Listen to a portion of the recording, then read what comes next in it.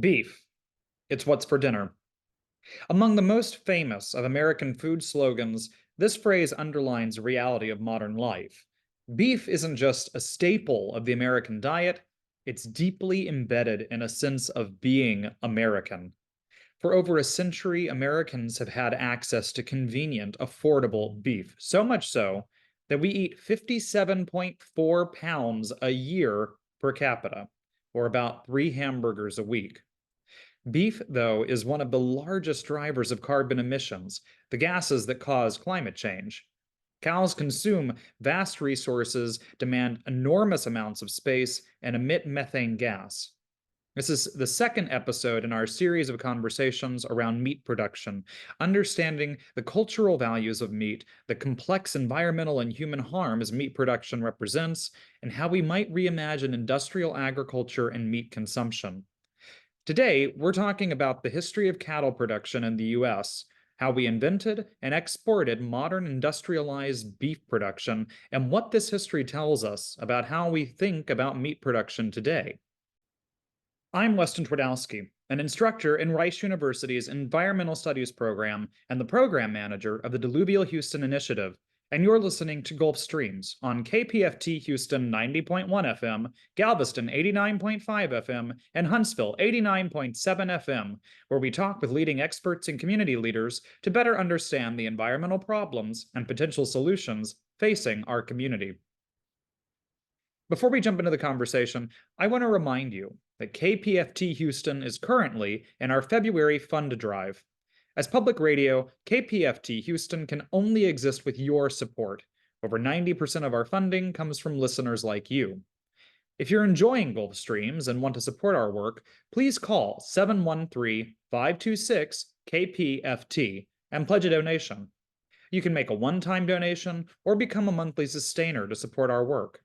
In the coming weeks, Gulf Streams will feature conversations with experts on plastic waste, carbon capture and storage, meat production, and the economics of climate change. If you want to become a station sustainer, ask about our memory bricks, permanent, inscribed tributes to your generosity here at the studio. And during our entire pledge drive, every new sustainer pledge at any amount will automatically result in an additional donation of $50, thanks to a generous matching pledge gift. Call 713-526-KPFT to learn about all the unique pledge drive offerings going on this month.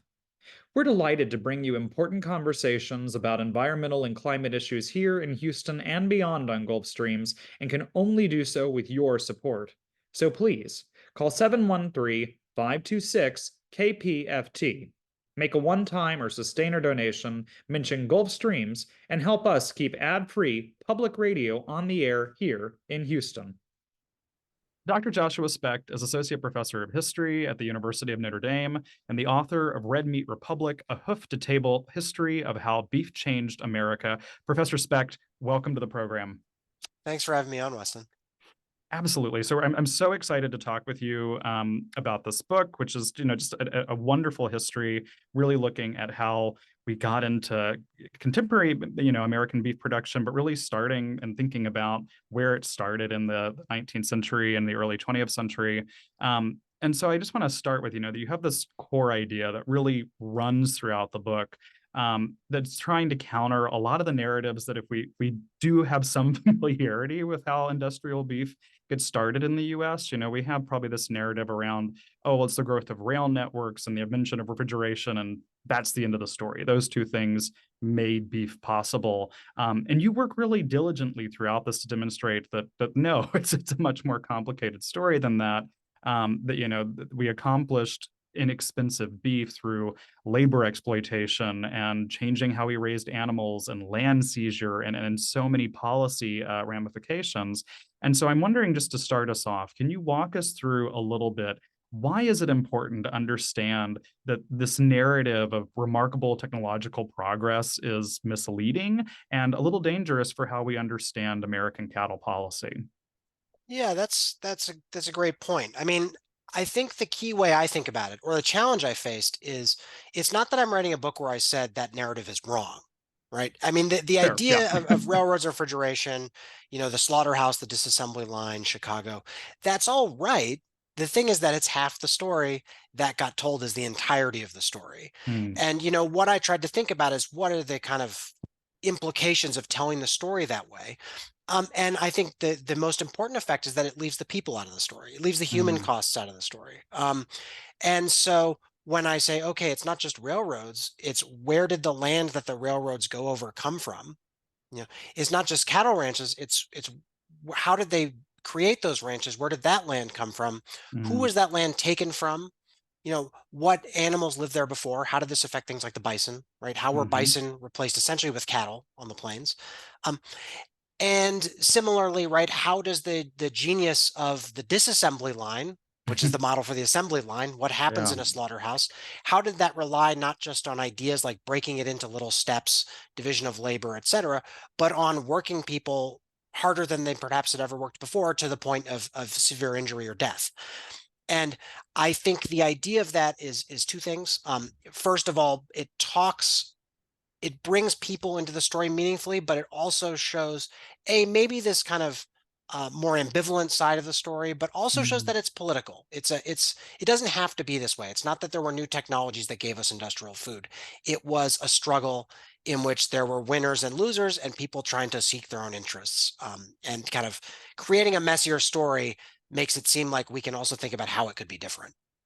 I so appreciate that. I think that's something we're going to come back to is some of those ways of imagining different things and then that focus on that there was a policy part of this, that it wasn't just accident.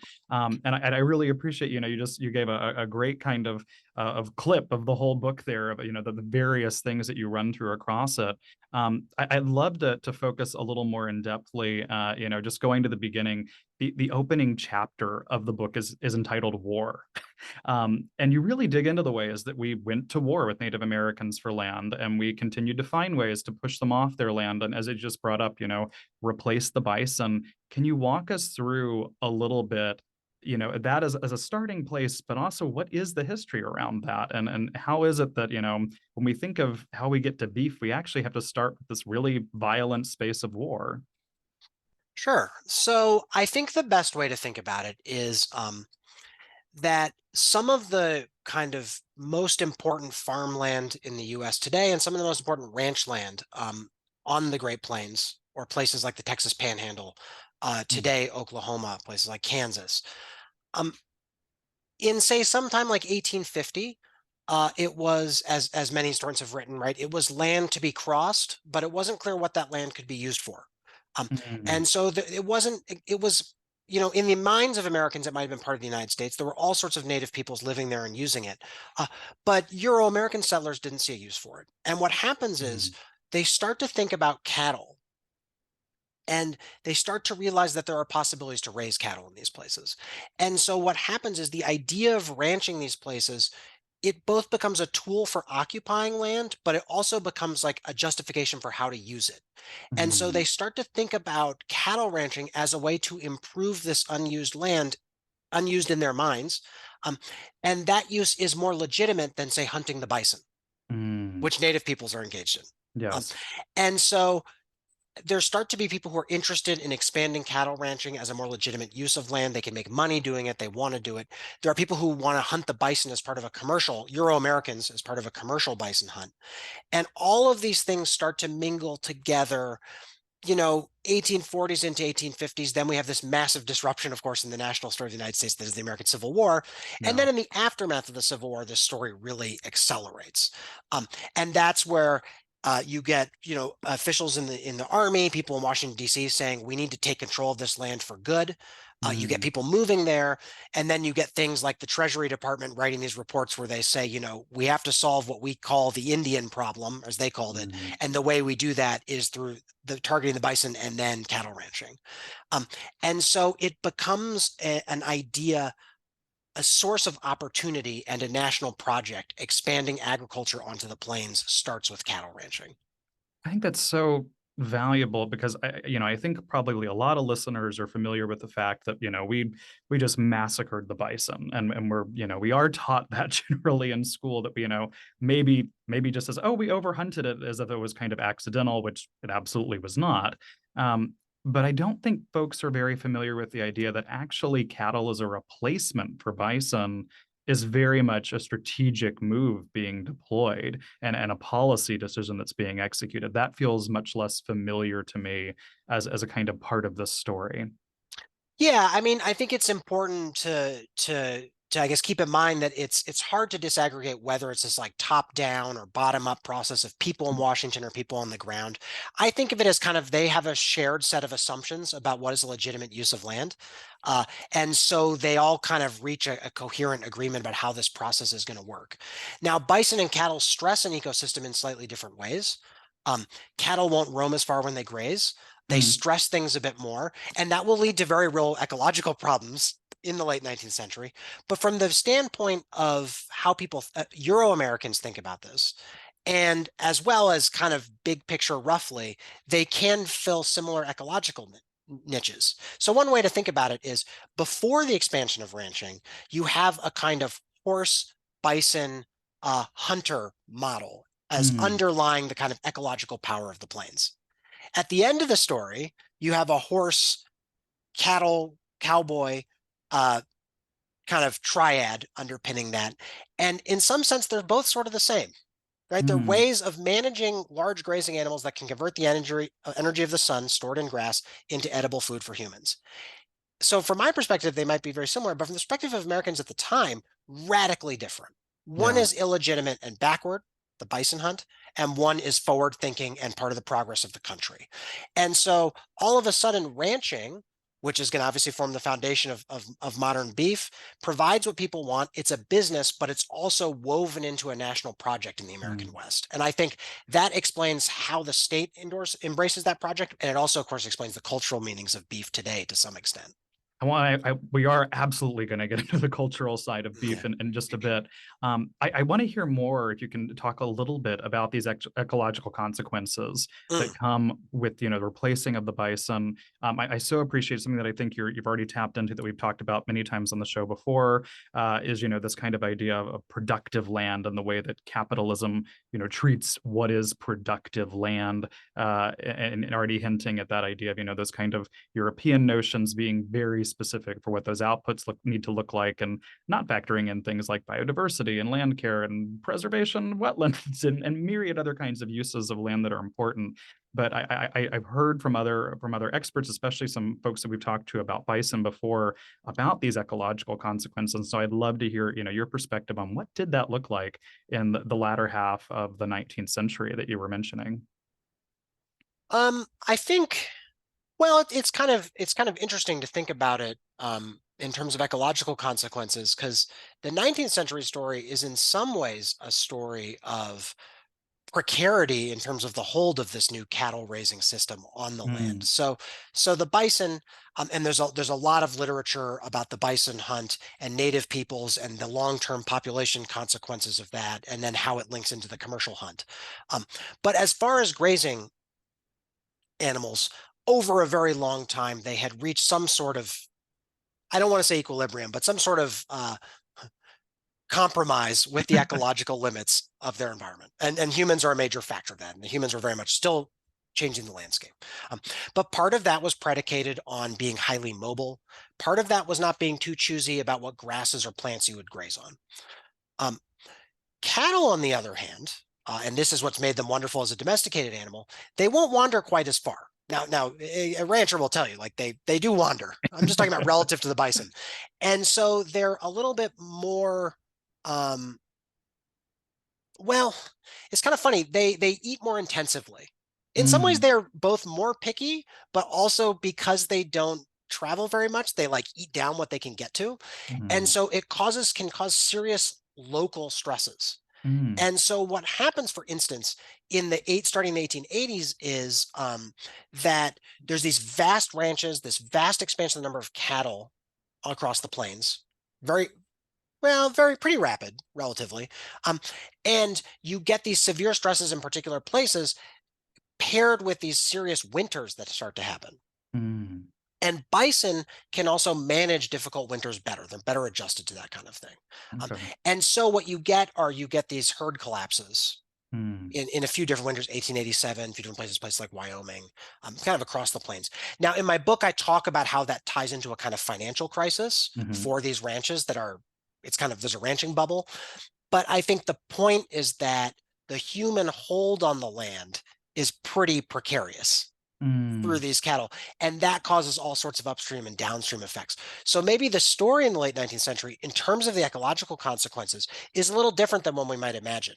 It's not mm, purely a story of us destroying the environment or the environment being at our mercy. It's kind of like we end up at the mercy of mm. this landscape that the cattle have degraded.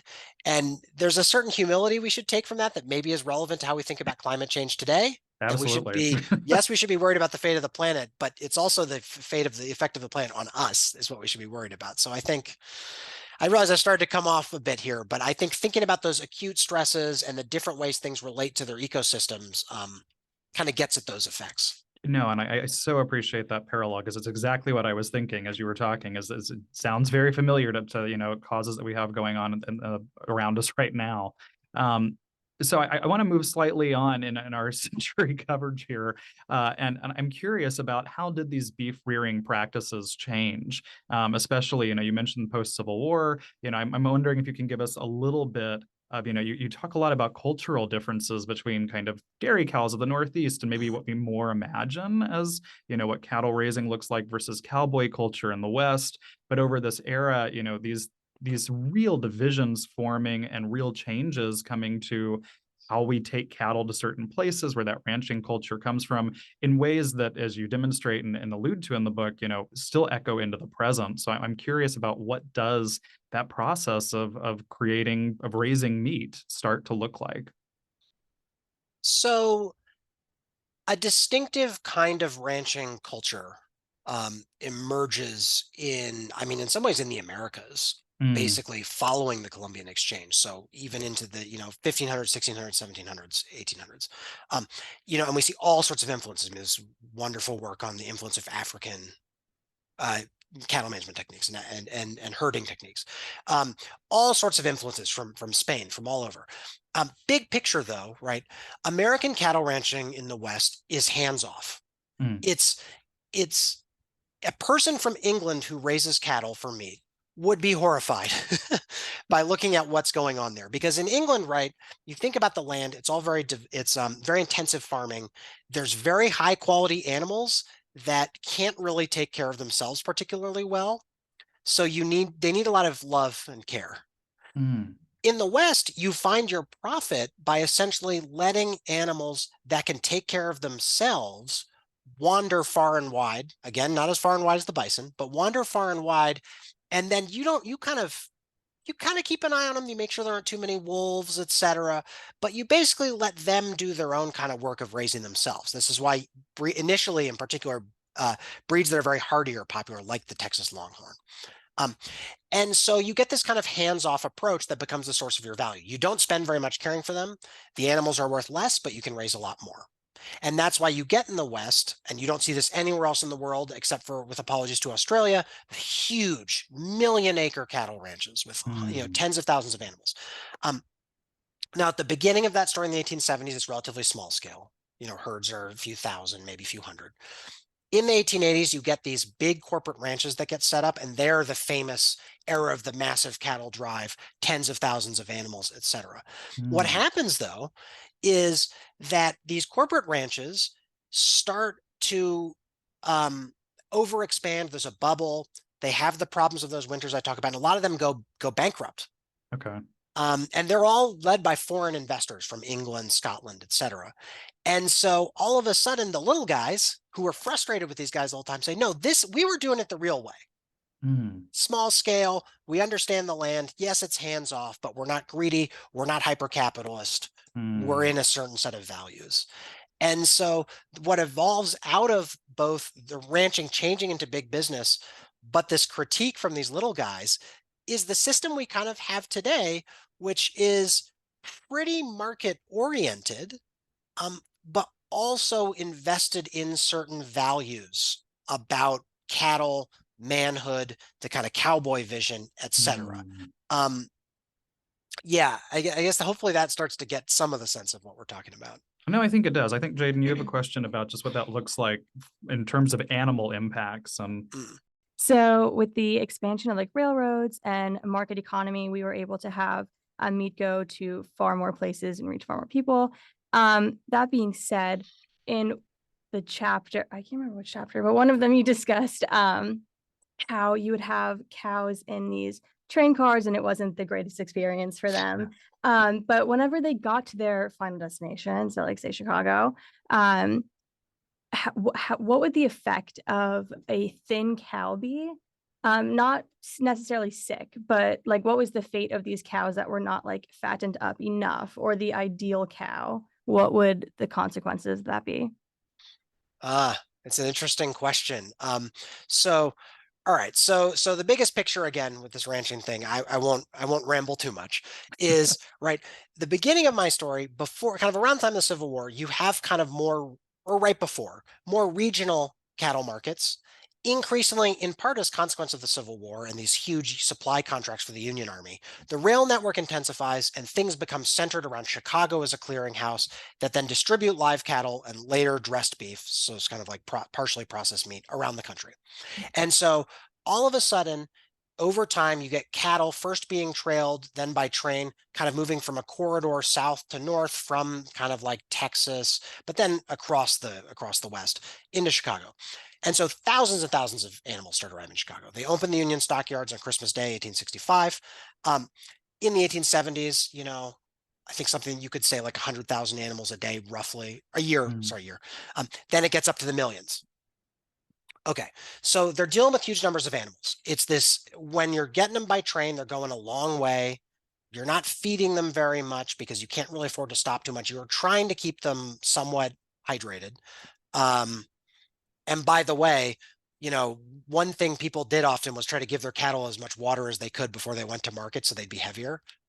That's the origin of the term stock watering when people talk about stocks today. But anyway, so when they're getting to Chicago, so oftentimes these animals are in really bad shape, and there's all these descriptions of unloading them in Chicago in the Union stockyards, or actually when the live ones say get anywhere else in the U.S.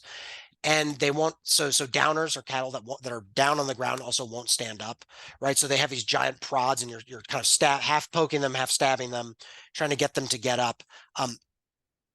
If they die, they can often go straight to rendering or certain kinds of processing for byproduct. If they're in bad shape, they could still, it evolves a little bit over time, but they could still be sold as very low quality meat for the cannery to make canned beef, which is kind of lower end at this time. If you're doing things exactly by the book, they're not going to end up as food. The evidence suggests that a lot of times things didn't go by the book. Of course, another issue I talk about in the book is that sickly cattle sometimes get diverted for contracts to supply reservations. So they, instead of thinking about the market in Chicago, they might say, if we have diseased cattle or unhealthy cattle, we have government contracts to supply American Indians on reservations, and we're going to exploit this system through various forms of corruption to offload them that way. So it's kind of a grim story, and it gets at the heart of how industrial food is changing our relationship to the non-human world. Because at the beginning of the story, even with smaller scale ranching, even at the beginning of the food chain today, maybe you have ranchers who have some sort of relationship with the animal. It's over time, they get aggregated into larger and larger numbers when they're just abstractions. Or what matters is how many are getting off the train car or off the train. And it starts to it's not really relevant, the subjective relationship or anything about that animal. Its state, other than how much it weighs, and can I actually get this to market without someone being upset with me? Would you say the shift from caring about animals and just the overall well-being and going from a need-based to let me sell as much as I can happened because of the Transcontinental Railway? Or would you say that was just like a contributing factor into how our whole meat industry kind of shifted, or perspective on it? Yeah, that's a great question. I would say it's an accelerator. Now, I'm not trying to suggest that before this story, we had this kind of happy, fuzzy relationship. Right. It's not like they think about these things like they're pets. I'm just saying there's a more intimate relation, a more direct one-on-one relationship. And as numbers get bigger, there's more abstraction, to the point where, from the perspective of the meat packer, these animals don't even really exist other than on a sheet of paper, right? if you're the managers of the company. Certainly the ability to bring this many animals together accelerates that. So the violence of the slaughterhouse for both the animal being slaughtered and the people who work in it is a direct product of how many animals they can process per day. And today it's how many animals they can process per hour. And so until you get something like a rail network and infrastructure that can bring this many animals to Chicago this quickly each year, you don't get that process happening. So in some sense, the impulses were there maybe, but the possibility and then its kind of consequences have to wait until we get some of this infrastructure story. Okay. That dovetails perfectly, actually, because that's what I wanted to go to next is kind of the labor piece of this, and really thinking about those labor implications. And of course, you reference throughout your book, The Jungle by Upton Sinclair, great manifesto. Most of us probably, not manifesto, but great novel that, works as an attempt to remake American labor, and winds up having radical implications for the food industry, but not necessarily American labor. But I'm really curious if you can talk us through, what were some of these labor conditions that you're looking at? You have some remarkable accounts in this of just of really terrifying treatments of human beings in the manufacturing of meat. And in particular, I think things that lay the groundwork for how we continue to treat people. Certainly, conditions are different in the US than they were in 1902, but also it laid the groundwork for this whole system of people becoming, cogs in a machine that in many ways still exists. And especially when we think about the global food network is very much a part of this conversation. So can you walk us through a little bit about what that looked like? Sure. And I hope we can pick up more on the continuities today. Because Please, yes. I've been thinking about that a lot, particularly, kind of during and after COVID. So to begin the story about labor in Chicago, first, as an aside, I try to talk too about labor in terms of cowboys in the ranching section, just because I want to remind us to think about when we imagine what work is, to have a very broad sense. And, we have this romantic view of, say, the cowboys, but they're doing certain kinds of work too. They have understandings that might not be of their work exactly as labor, but they really are. And so the book as a whole is trying to pull these threads of labor and its kind of consequences for people. But yeah, to talk specifically about Chicago. So, we talked about this at the beginning, but the first thing I want to grapple with is the genius, the magic of the assembly line, or in the case of meatpacking, the disassembly line. So how you actually take apart an animal, not artisanally with a small group of butchers who do varied jobs, but as a team, each doing an individual task. And this is a really important moment in a way in human history, because the disassembly line, as pioneered in meat, becomes a model for the assembly line. Ford in his memoirs talks about Chicago dressed beef, seeing a Chicago dressed beef being produced. And by dressed beef, I mean partially processed animal beef that's distributed. Which I had never realized. And I think probably most folks would not have assumed the disassembly line came before the assembly line. It is kind of wild. And so he says this gives him the idea for how do you put together a car. You put together a car by taking lots of pieces and making one thing. You take apart an animal by taking one thing and making a bunch. But okay, so in some ways it's genius, and it is, right? It breaks up these tasks. It makes it much easier for any one person to learn. But then you had to think, okay, well, what is it subjectively like for the people who work there? What are their wages like, right? And you can read in the records of these companies. They'll do the math. And what they'll say is, okay, we can break it up such as there's only 3 or 4 jobs where the person could really do a lot of damage to our value, to the meat, by doing something wrong. And we're going to pay them what we used to pay them, what a butcher gets. Everyone else, we're going to pay 1/5 or 1/6. And if we add up all the math, we're paying, a quarter what it would cost. So that's the first thing. They're saving money.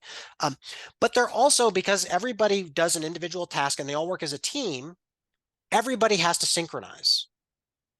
And, when you imagine that, there might be a temptation to be like, oh, well, if you're just doing one step, it's easier to do that a lot and do it faster. Yes. So in some sense, you are more productive. But the point of synchronizing everyone is you take one person and you pay them a bit more to go faster than everyone else. And all of a sudden, you have a tool for overworking people. It's hard to overwork a bunch of people who are just putting it together on an artisanal basis. But now, if you get one person to go faster, you overwork everyone else. If those people get injured, if it's too much for them, you also have broken down the job so much that it's easy to replace people. There's a really fascinating example in the book you give about hiring 3 workers and having them all start as beginners, and as they start getting more proficient, laying off one and laying off, and so you're eventually putting the work of 3 people on one, because you can just keep kind of replacing this labor stream. Yeah, and in that story, the kind of the best worker in that story, who's the last remaining one doing the work of 3 people, he ends up getting very badly injured because he's so overworked. He's hit by a side of meat, which causes him to cut himself badly with his knife. And he spends the rest of his life, or a significant portion of his life, just trying to get some sort of compensation for that. And so they developed this system for overworking people at the same time that the population of Chicago is swelling with immigrants who are desperate for work. And of course, into this tinderbox comes the story of the labor movement, of attempts at unionization. It's not really successful in meat until the 20th century, kind of after my story, at the biggest picture. After kind of some of this stuff has been worked out. One thing I'll say about today, much of this logic happens today. So today, in terms of worker safety, in the US at least, they've made great strides in terms of acute injury. People getting maimed at work. This still is an issue, much less severe than 19th century. But you have repetitive stress and repetitive injury over time is still a major problem in food processing. And that at its core is because of the speed with which they force people to work. And that all starts in the 19th century, and they've just accelerated to today. Can we go back for a minute and talk about the influx of immigration and talk about that, the role of immigration and the impact on the meat industry? Yeah, sure. So there's a few things that interact in kind of funny ways. So one is in terms of production. The first is just to say that this is providing a labor force in the country's cities. So millions of people are coming from Europe. Who exactly works in the communities around the Union Stockyards evolves over time. There's Irish and Germans initially. Soon there's populations of Eastern and Central Europeans. For instance, the protagonist of the jungle is, I think, Lithuanian. And so, they're providing the kind of backbone to do this work. At the same time that another key thing is happening, and you can refocus me if this is off topic, because this is a bit about consumption. No, but please. The immigrants who are coming to the US are also starting to think about their ability to have abundant meat as like an important metric of their success. So like, and lots of other scholars have written about this. There's great work on this, but life in America is tough, but at least I get a beefsteak, right? At least I get a porterhouse every once in a while. And so they're part of the demand. Now, people are concerned about that because they're saying maybe these people should eat something a little bit less expensive. But it becomes beef. The labor movement is both implicated in producing beef, or core to it. At the same time, the labor movement, it's very important for them to have continued access to this, because the ability to have fresh beef all the time is a marker of their success. And so it's kind of coming in all sorts of directions in terms of immigration, how people are thinking about what it means to be American, what it means to be successful. And all of this is a churn, a kind of total kind of mess in the 1880s and 1890s. And that's what I liked about doing the book, is like recovering this kind of wild story of how people were thinking about these things and acting on these things. I so appreciate where you just took us, because I was exactly wanting to go into the cultural ramifications of some of this work. And you'd hinted at the beginning as well. But I think, this story is so ingrained culturally, as you're talking about, immigrants who are viewing success as eating meat. And I find this fascinating because you start the book in the 1850s, ish. But so much of it really starts in the 1870s, as you had mentioned, post-Civil War, that so much of this transformation really happens following that. And by 1902, when it starts getting harder to get access to meat because of some various forces that you explore, there are meat riots. And I just find that fascinating, that we can go basically over a 30-year time span from meat not being an essential and daily kind of part of the diet, to the idea that we can't get a hold of cheap meat, cheap beef in particular, causing riots in the street. And just that the amount of cultural change there. I'm wondering if you can talk us through a little bit. Yeah, what did this mean from a cultural side, certainly for immigrants, but you also think a lot about gender and just the dynamic of how beef becomes so enmeshed in the American psyche in this period. So I think the way I say it in the book at the biggest picture is that if there's a transformation from kind of a delicacy to a daily fare for the average Mm, person. So it becomes a routine part of life, but also very important for the reasons we talked about. It's a metric of success. It's something new. Now, when I started writing the book, I thought, okay, well, maybe there's this story where people kind of have to be convinced that beef is something they like, or they like learn to consume it, or they decide it more. And just maybe to some extent, but what I actually realized is for most of the people immigrating to the US in this period, meat in general, and beef, it was a special occasion food. mm, So they didn't have it all the time, but they wanted it. mm, And so it wasn't that what it meant to them had to change. It just had to become an all the time food. And so a special mm, occasion food becomes an all the time food. You might have only had it for a saint's feast day a few times a year. Now it's like every dinner. And so, in a sense, it's a story of cultural continuity. But of course, that is kind of a watershed change in people's lives culturally, um, because of how they can think differently about these things, because of the new expectations, right? So people start to expect, in light of having it all the time, better quality of meat mm, and lower prices. And this leads into periodic violent protests when there's a spike in the price of meat and the Chicago meat packers are blamed or whatever. Um, but it also leads to new kinds of pressure on women, say, right? So there's a constant theme in the early 20th century, right? That meat is this marker of manhood, right? The worker should get some meat and all sorts of men. But women are somehow both expected at this time to do the preparation of it, but they're also constantly being denigrated because they don't know how to buy it or do it. It's very strange. It's like impossible scenario a where there's really all, fascinating yeah. chapter to read through and just see the kind of duality at play there. Yeah.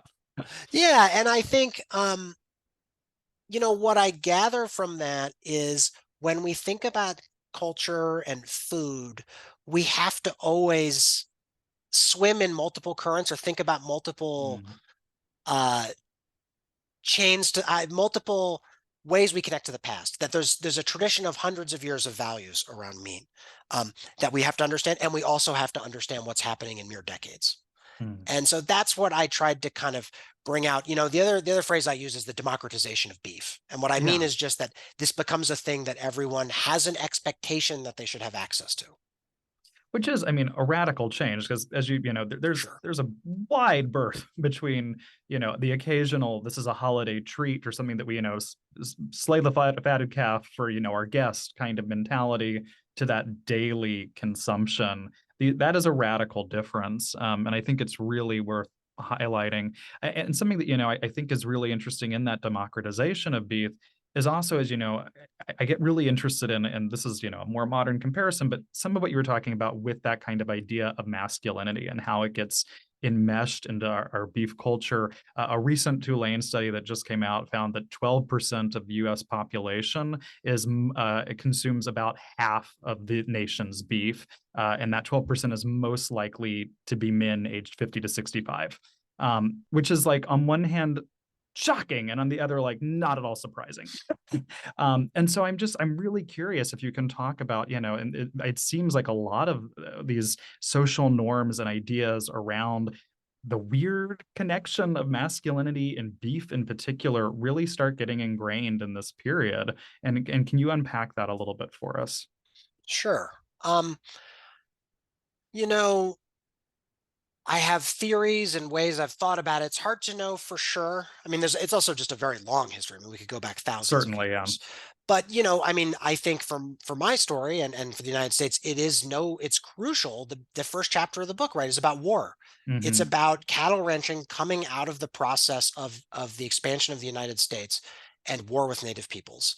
And so, and in the 1950s, the heyday of the steak. Well, you get people watching movies where John Wayne, right, is a Red River, an amazing movie, actually by any standard even today.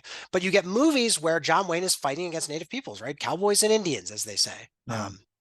And so I think that kind of individualism, self-making gets wrapped up in this product. I think there's also this longer tradition. Um, and so that's why I think it's both staggering and not surprising who is consuming all this stuff. I do think that it becomes a marker of identity for a lot of people. I mean, it's Mhm. not it today. I think there's a debate over how certain kinds of identities get tied up in meat consumption, particularly steak still. And Mm, in fact, there's a politicization of that. For my period or even later, there's definitely the idea about manhood and meat. Um, mm. but it is still in general that everybody is kind of on board with this thing. And so also disaggregating that element seems pretty important.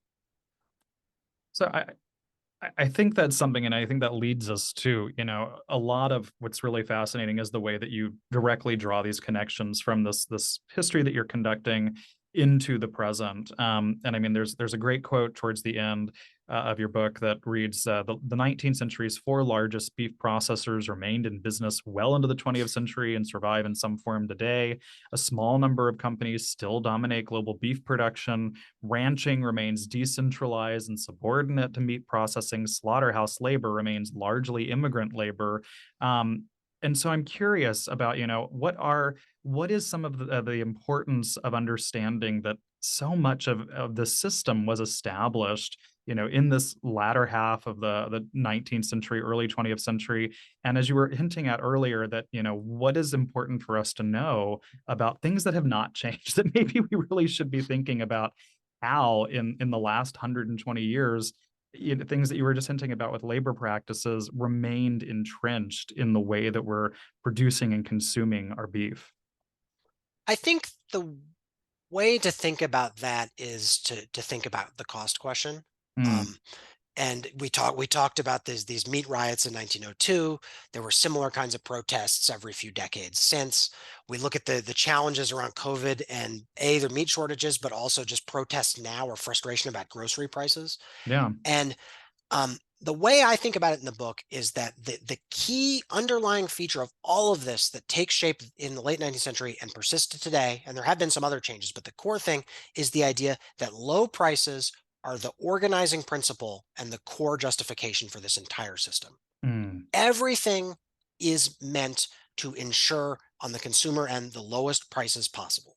mm, And the reason why is because that means that any change, any criticism will threaten those prices and will threaten that availability to consumers. mm, And so that's where it's also the justification. The Packers can oppose any sort of change or reform because of the fears of what it does politically for consumers or making people upset. And that is behind all of the consequences today, right? So protecting workers during COVID or having a better labor regime today. Um, all of that would affect the prices in theory. Thinking about the environmental or ecological consequences also could have an effect on prices depending on the reform. And so this is the core challenge of the story. I mean, maybe we could be optimistic to think that like maybe it means we need some sort of much bigger change. People need to be better able to afford their food in addition to changing things. And so we got to think broadly, but it also means that consumer politics or any sort of reform is very, very difficult. So I don't know if we want to go from there. I wasn't. No, I mean, absolutely. That's, I think that is the question is, and you hint a little at exactly, this kind of, you call out rival camps of different groups that are working along some of these issues, but not really coalescing. And so I'm curious, what are maybe some of these reforms that you think are necessary, or just, how can we reimagine this industry, especially as you think about it from this historical perspective, to invite these questions of, how it's been formed and how it continues on. What are things that we should be thinking about and being giving our attention to? So I think the way to think about that would be to start with what I think the two key changes of the 20th century are, as Mm. if I was writing Red Meat Republic 2. And I think very Yes, briefly, give us the hints of what's to come in the sequel. very briefly, it would be the first would be I think that the American model of beef, this idea that to eat beef is to be successful, that Mm, globalized in the 20th century. And so in every country in the world, meat, particularly beef, is one of the few goods that we see everywhere, with a few major exceptions, but almost everywhere. As incomes go up, consumption goes up. mm, And so once we've globalized that American model, all of these consequences and challenges have become a global issue. So that's the first thing. The second thing is that starting in the 1960s, there was what was called the boxed beef revolution.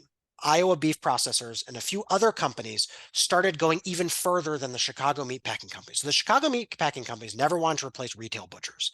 They were kind of wholesalers. They would take you like 80% of the way to what the consumer ended up with. The retail butcher would do the end. There's still elements of this today, but post 1960, companies were basically breaking down beef to the point where it was like in a box as a finished product. Those companies moved out of cities, out of Chicago, to rural places where cattle were, because they had things like trucking that could decentralize the industry. And what they did is they got a new labor force that were similar people, immigrants, but new populations, and they didn't have any sort of union agreements. And so the labor conditions post 1960s all of a sudden rolled back to the period I was writing about, which is the 1880s, 1890s. Between about 1900 and 1950 or so, there had been sorts of labor agreements in Chicago that made meatpacking, yes, into a dangerous job, yes, into a grueling job, but it was relatively better paid. And so when we think today against those two changes, okay, well, labor. So I think a stronger labor movement, it's above my pay grade how we get there, but thinking through questions of labor and worker safety, bringing back those kinds of agreements and having more powerful unions would change a lot of this. Doesn't say how you would address this price concern I was just going on about, but that's a different concern. The second one, of course, if we're globalizing this value, well, we're really going to have problems as we see now with things like climate change, right? Beef has serious environmental consequences.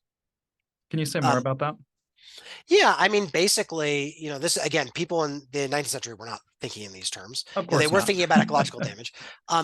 But anything kind of higher on the food chain is a less efficient way of creating energy for people, and so is going to be more resource intensive, right? So as opposed to eating the grains that cattle eat directly and getting energy from that, we're kind of think of a cow as like almost like a factory for making something delicious meat.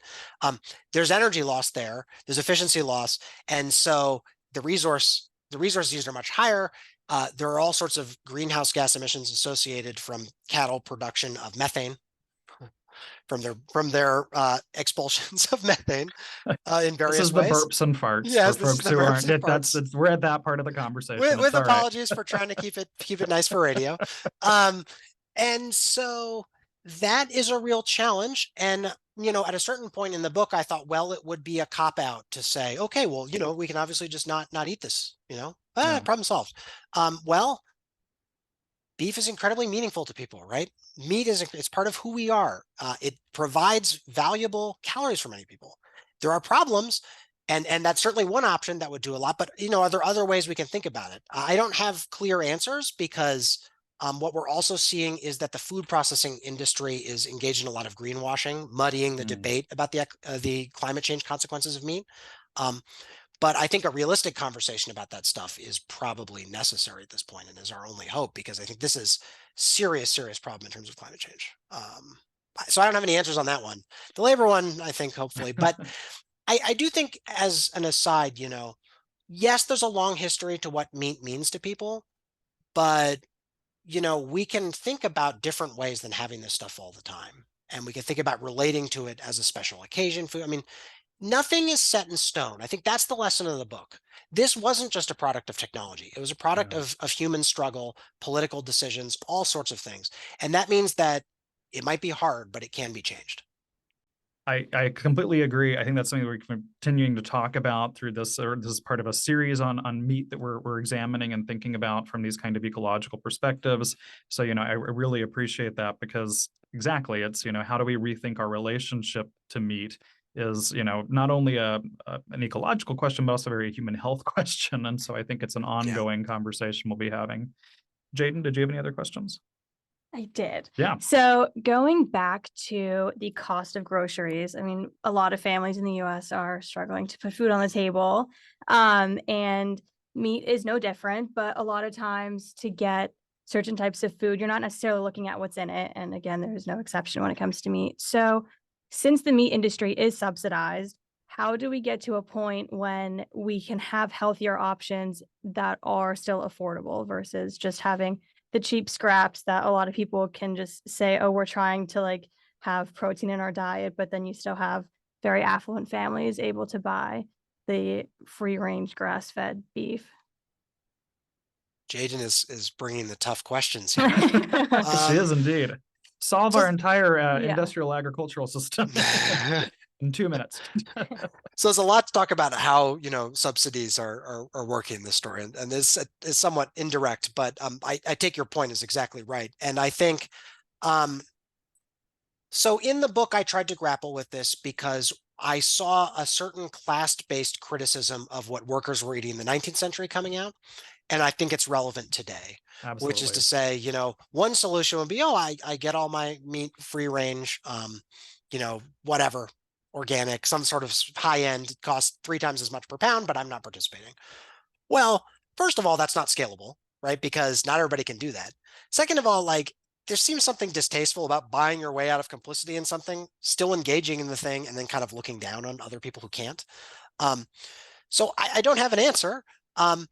But I do think, I don't know if it's so much tinkering with the cost end of the groceries as thinking of a more egalitarian distribution of wealth in some way. I mean, that sounds like it's like some sort of crazy socialist scheme to take everyone's money.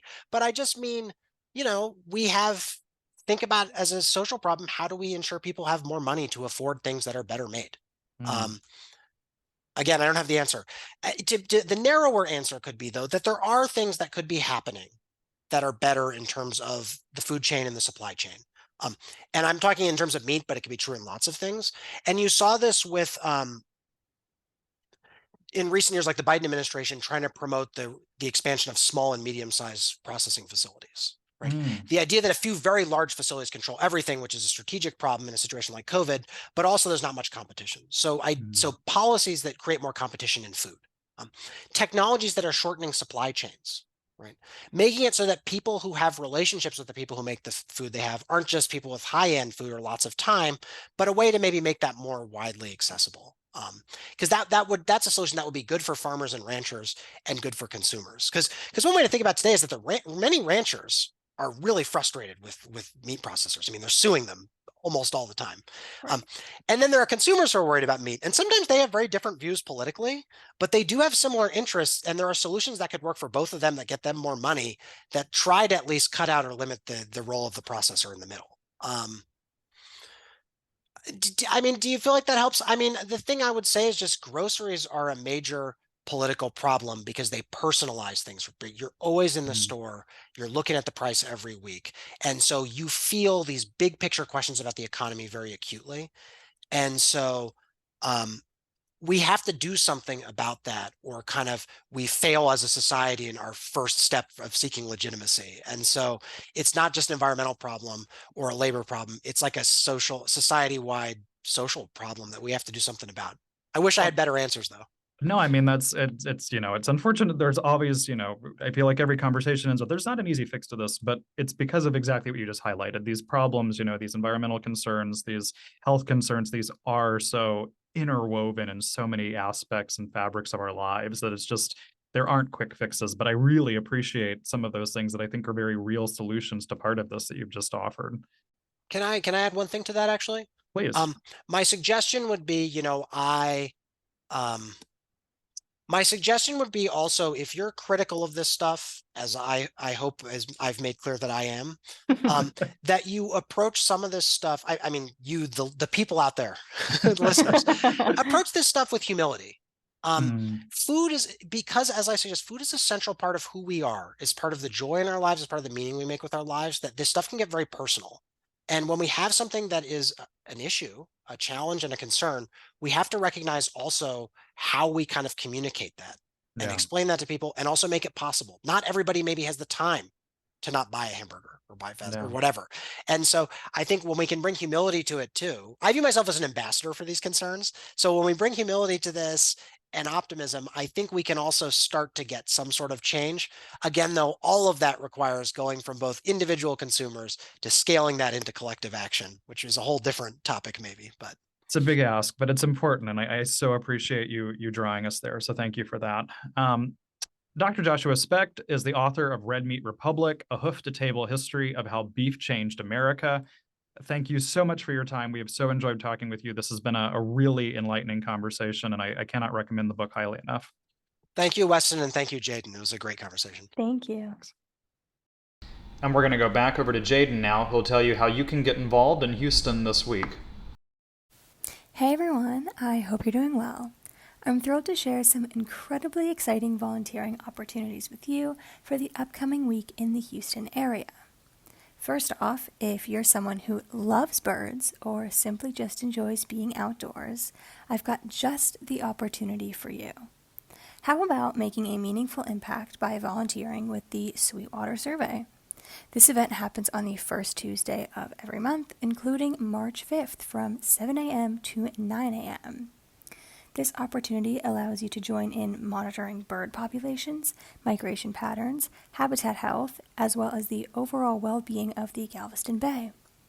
To ensure you're fully prepared, consider wearing rubber boots or wading boots if you have them handy. Trust me, this is a fantastic opportunity that you will not want to miss out on.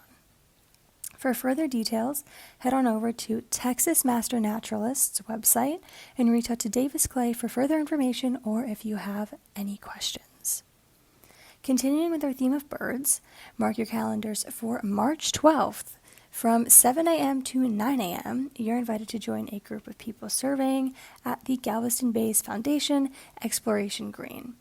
We'll convene at the parking lot at 7 a.m., right by the trail that starts near Diana Lane and Resenda Drive. This park features well-maintained trails, so your trusty sneakers will suffice for walking, unless, of course, we've had a recent downpour. If you're interested in taking a lovely walk surrounded by nature and seeking out birds piques your interest, then please don't hesitate to visit Texas Master Naturalist's website and fire off any questions that you may have to Davis Clay. And lastly, if perhaps birds are not your thing, consider partaking in weeding, planting, and other ground maintenance at the Environmental Institute of Houston at the University of Houston Clear Lake campus. This event will take place on March 5th from 9 a.m. to 11 a.m. Be sure to check out uhcl.edu/environmental-institute/ for more information. So with that, I hope these opportunities pique your interest, and hopefully we'll see you out there volunteering. Wishing you all a wonderful rest of your day. Up next time on Gulfstreams, the next piece in our series on meat production, focused on pork.